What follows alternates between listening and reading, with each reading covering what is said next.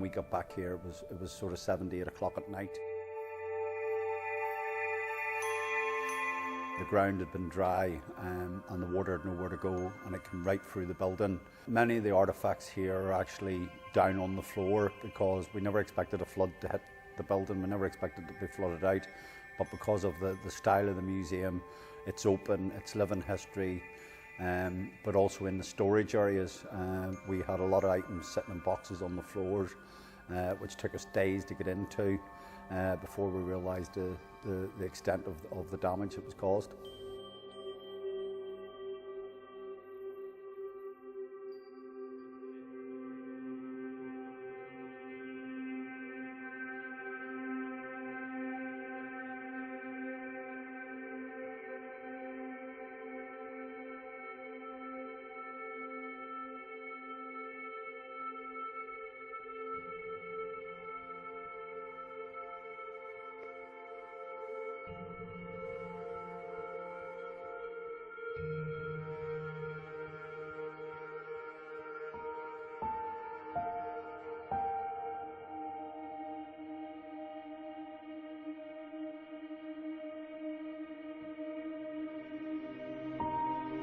When we first obviously get into the building, the first thing we had to do was obviously start to lift the items off the floor and obviously clear the areas where the water was lying.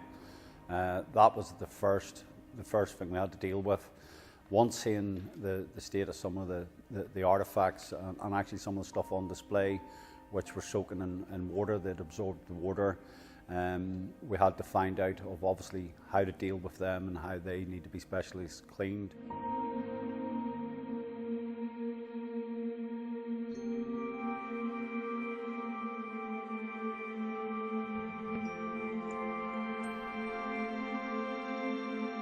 We had the heating on full blast for that whole 48 hours, which was the initial period, until we got some help and advice on how to deal with what we were dealing with.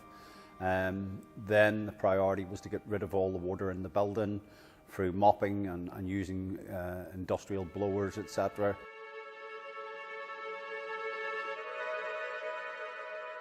Once we did that, we could then start looking at clearing the remainder of the areas, which was about midweek, so this was 4 or 5 days later, where we found items were actually damaged, some items destroyed, and we had to obviously just make a decision then at that stage to skip them.